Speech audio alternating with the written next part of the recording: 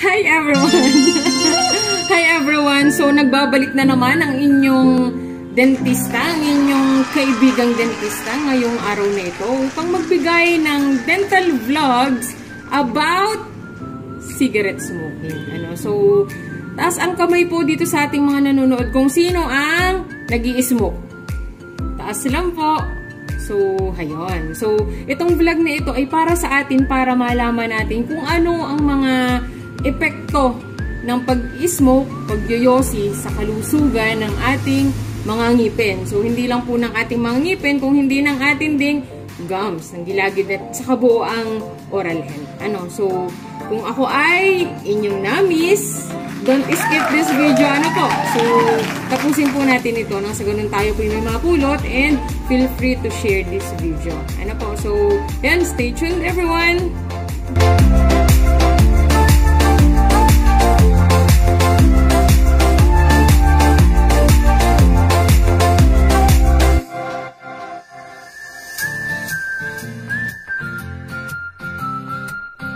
Yon. So, hayon, let's talk about yosi, smoking, and how it will affect our dental health.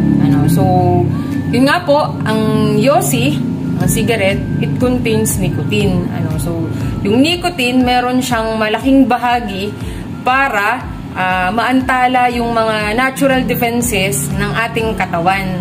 So, yung mga natural defenses na makikita natin dito sa, or matatagpuan dito sa ating gilagid, sa ngipin, nababa yun, dahil sa nicotine or sa pagyoyosi. Kasi na-constrict or nare-restrict yung blood flow dun sa area na yun. Kasi, di ba, pag nagyoyosi tayo, parang, kumbaga sabihin natin, it promotes dry mouth.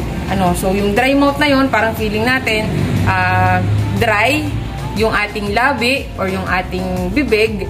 So, yung blood flow doon, hindi sapat. So, it can lead into certain oral conditions.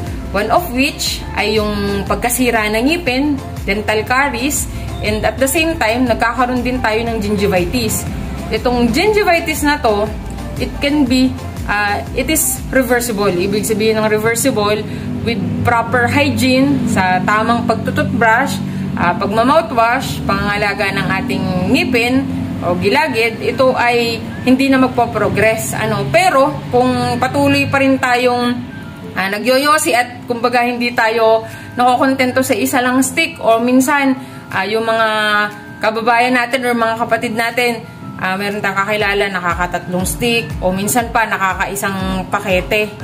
So yun, meron yung epekto sa ating oral health. Kung ang alam lang natin ay yung baga or yung mga lungs lang po yung naaapektuhan ng smoking, tayo po ay nagkakamali. So, it can lead into several diseases as well, especially sa oral health natin. So, according to studies din, malaking factor dun sa mga pasyente nagkakaroon ng oral cancer. Most of them ay mga smokers.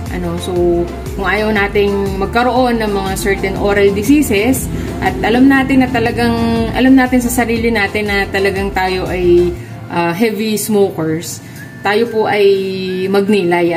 So, ito naman po ay ako'y concern lamang ang inyong kaibigang dentista at nagpapaalaala na ang ating kalusugan, ang ating kayamanan. So, health is wealth lang tayo lagi. Ngunit, kung talagang napakahirap na i-give up ang pag-smoke, ito po yung ating tatandaan. So, sabi nga nila, parang kung tayo ay nag-i-smoke at natagal na tayong nagyoyosi at talagang all of a sudden bigla tayong titigil, sobrang napakahirap. So, naunawaan ko din naman po yun. Hindi naman siya ganun kadali. Pero, kung tayo ay nagyoyosi, ito yung mga kailangan nating tandaan nang sa ganun ay hindi naman ganun kalala ang mangyari sa ating mga ngipin. So, una, huwag kakalimutan ang pagtututbrush. So, umaga, tanghali, gabi, o kung sa tanghali ay nakalimutan, pinakamahalaga po ay sa gabi. Huwag tutulog ng hindi nagtututbrush. At ang pangalawa naman po ay use mouthwash. Kasi yung mga mouthwash natin, nakakatulong ito na ma-neutralize yung ating oral cavity, yung ating bibig. At saka huwag din kakalimutan na magfo-floss. At gayon din po, tayo ay regularly na bibisita at kukonsulta sa ating mga dentista. So kung sabi ng ating dentista na, ay naku, ikaw ay may gingivitis. So tayo ay laging maging aware na tayo ay laging magpapa-oral prophylaxis every 6 months, or kung yung ibang pasyente, kung talagang medyo malala yung gingivitis nila, kami, nagsasuggest kami na kahit hindi 6 months, every 3 months, babalik sa dentista para malinisan. Kasi hindi sapat na tayo lamang ay nagtututbrush. Kasi mayroong ilang mga dumi sa ngipin natin na hindi kayang alisin ng simpleng toothbrush lamang. So kahit kayo ay mag-toothbrush ng mga 3 times o 5 times or kahit 10 times or 20 times, hindi po matatanggal yung mga matitigas na dumi sa ngipin, especially those tartars, those calcular deposits. So kahit anong kutkut nyo yan, hindi po yan matatanggal. Yan ay maaalis lamang ng scalers. So yun po. At kung tayo man po ay talagang hindi makatiis na talagang isang pakete, kumbaga po ay paunti-unti tayong magbago. Kumbaga kung halimbawang dati tayo isang pakete, so sa sunod na araw siguro ay mga 5 stick na lang, o kaya naman sa susunod na linggo magiging 3 stick na lang. So parang paunti-unti yung pagbabago, hindi naman yung biglang tigil, kasi naunawaan ko din naman yung mga kapatid natin na o kababayan na talagang medyo mahirap din nga naman. Kasi nagiging form of din naman nila yon. Kumbaga, nakakatanggal din naman ng stress. Pero, mas isa sa isip natin na meron namang mga ilang bagay na nakakatanggal din ng stress na hindi naman tayo nagyoyosi. So, pwedeng tayo magbasa na lang ng libro, manood ng TV, manood ng vlog. So, pwede din po yun. Panoodin nyo po ako yan sa ating channel. Yan, subscribe na po tayo. So, there are a lot of things na pwede po natin gawin nang hindi tayo nagyoyosi. Kasi hindi naman nawawala yung problema natin pagka tayo nagyosi. So, napapangalagaan natin pag itinigil natin yan, paunti-unti, totally, pag na-stop natin yan, mararamdaman natin sa ating sarili na tayo ay nagiging mas maayos ang kalusugan natin. And at the same time, hahaba ang buhay natin, mas magiging masaya ang ating mga mahal sa buhay. So, yon. Ano ba yung mga signs and symptoms na ang ating ngipin at ang ating mga gilagid ay naapektuhan na ng pagyoyosi? So, ito yung mga sumusunod. Ang una, mapapansin natin na pagka tayo ay nagtututbrush, ay madali itong magdugo. At saka pagka tayo ay nagpo-floss, kahit yung very light lang na floss, ay madali din siyang magdugo. So, ito ay isang sintomas na, or ito ay isang kondisyon na tayo ay merong gingival problem, or meron na tayong gum disease. So, kung tayo smoker, tapos tayo ay nagdudugo madalas ang ating gilagid, tayo magpakonsulta na sa ating mga dentista or sa ating dentist, nang sa ganun ay mabigyang lunas na ang ganitong kondisyon. Ang isa pa ay yung mga ngipin natin ay bakit ating napapansin kahit wala namang sira, ay bakit ito ay umuuga. Very mobile, or kumbaga yung nagsisiuga na yan. So, ito ay isa ding indikasyon, or ito ay isang kondisyon na din kung saan meron ka ng tinatawag na periodontal problem. So, hindi lang yung gums ang affected, kung hindi yung bone na. Yung bone support bumababa na. So, kaya umuuga ng ating mga ngipin. Mapapansin din natin, kung tayo smoker, mapapansin natin na kung hindi tayo ganun okay ang ating oral hygiene, nakakalimutan natin mag-toothbrush, asahan na natin yan. Nagkakaroon ng bad breath. So, yon, may hindi kaya-ayang amoy ang ating bibig. Tapos, napapansin din natin na bakit madaling masira ang ating ngipin. So, ayun, ito yung mga ilang mga bagay lamang na pwedeng mangyari sa ating ngipin pagka tayo ay hindi natin i-give up ang pag-i-smoke.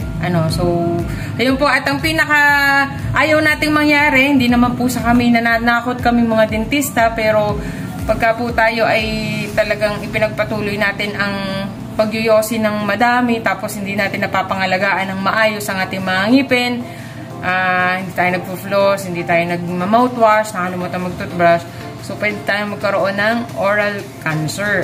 So yung oral cancer, pag kami napansin tayo na tumutubo ng mga sugat na hindi gumagaling sa dila, sa lateral border of the tongue, o minapansin tayong singaw na na after 2 weeks hindi pa din magaling. Inabot na ng mga 1 buwan, 2 buwan, 3 buwan, or higit pa ay nandudun pa din yung singaw, tapos lumalaki yung singaw, ay magpakonsulta na tayo kaagad sa ating dentista. So, ayun lamang guys. So, sana po ay tayo may napulot na aral sa vlog na ito. And so, guys, yun lamang po ang aking paalaala.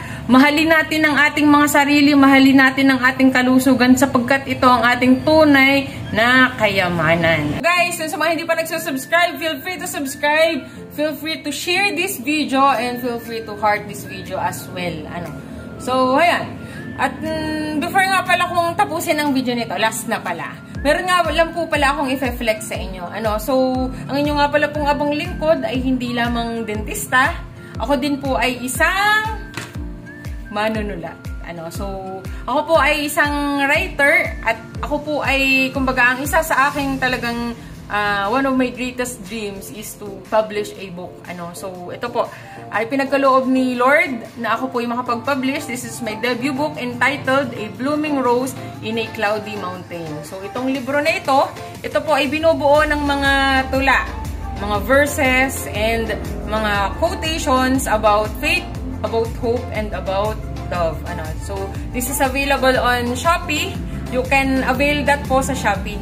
So, this is under Central Books. So, thank you po Central Books for making my dream come true. So, hayun lang guys. Thank you for watching this video and hayun.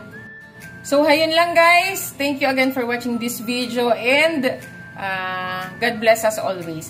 So, bye-bye!